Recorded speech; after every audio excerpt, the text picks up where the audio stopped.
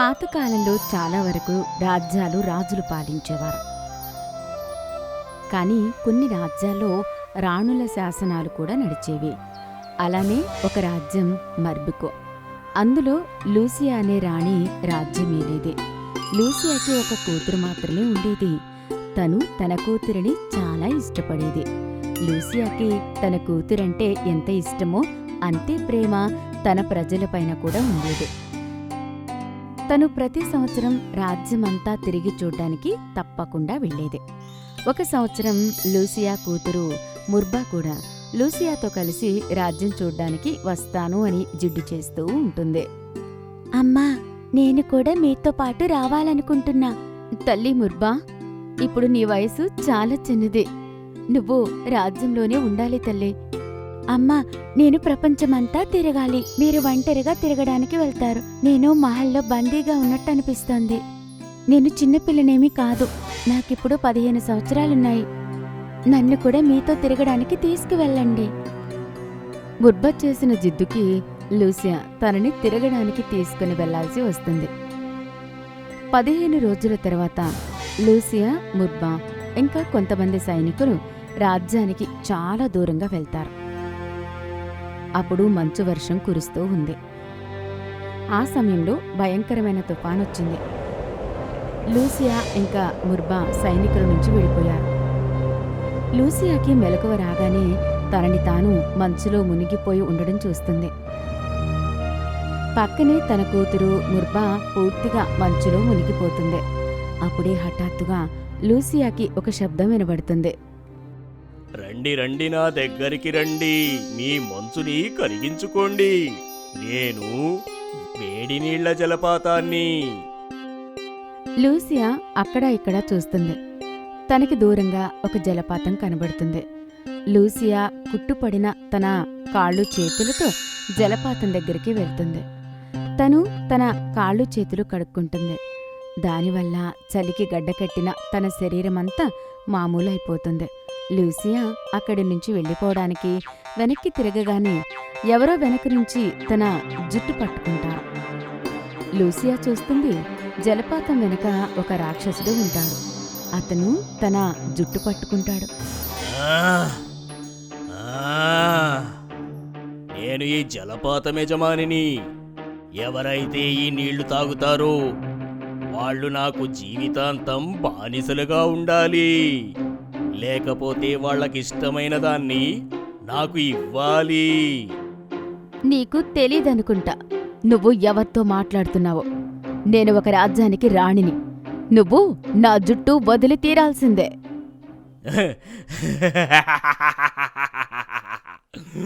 నువ్వు ఎవరైతే నాకేంటి?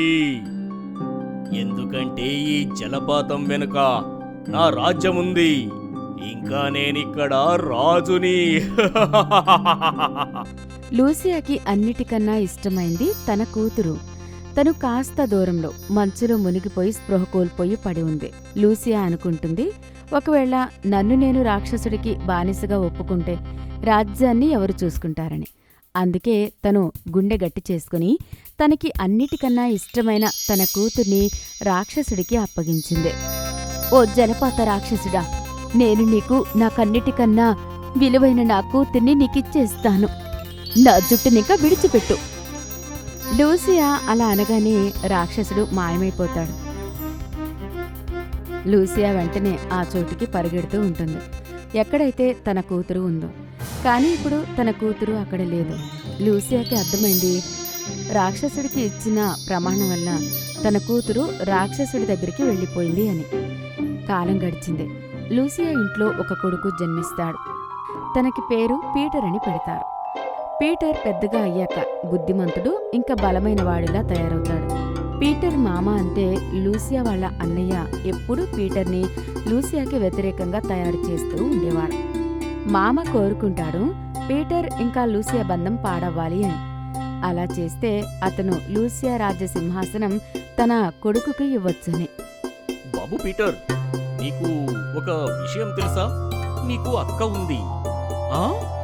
అక్కనా? నాకైతే ఆ విషయం గురించి అమ్మ ఏనాడూ చెప్పలేదు. లూసియా ఇప్పటి వరకు అందరి దగ్గర ఈ విషయం దాచిపెట్టింది. తను తన కూతుర్ని ఒక రాక్షసుడికి అప్పజెప్పిందని. ఆ ఇవాళ నేను అమ్మతో దీని గురించి మాట్లాడతాను. పీటర్ వెంటనే వాళ్ళ అమ్మ దగ్గరికి వెళ్తాడు. ఇంకా ఇలా అంటాడు. అమ్మా అమ్మా నాకు ఒక అక్క ఉందా? హా బాబు, నీకు ఒక అక్క ఉండేది. తన పేరు మూర్బా.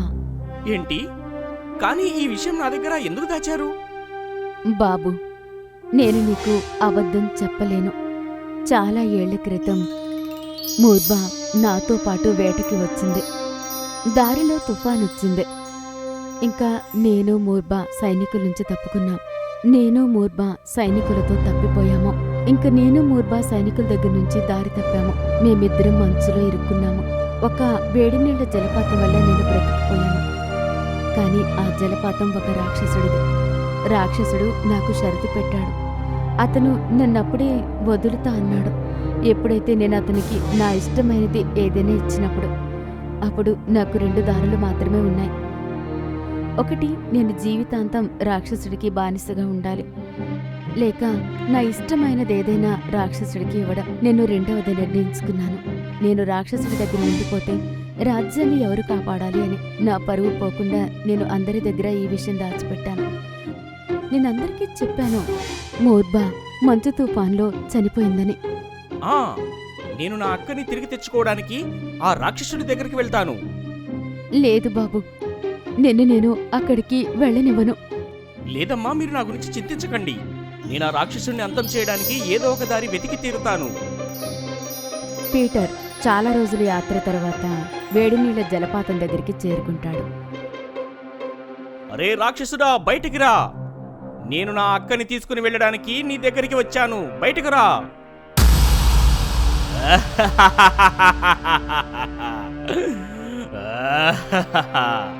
దీన్నే అంటారు వేట నేరుగా పంజరంలోకి రావడం.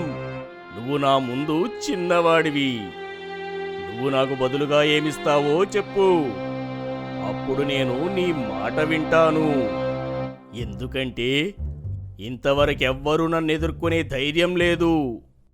ఒకవేళ నువ్వు మీ అక్కని తీసుకెళ్ళాలి అంటే నా 3 ప్రశ్నలకు సమాధానం చెప్పాలి. ఒకవేళ నువ్వు నాకు తప్పు సమాధానం చెప్తే నువ్వు కూడా నీ అక్కలాగానే నాకు బానిసలా ఉండాలి. చెప్పు, నువ్వు ఒప్పుకుంటున్నావా పీటర్? సరే, నేను ఒప్పుకుంటున్నాను. సరే, మొదటి ప్రశ్న జాగ్రత్తగా విను.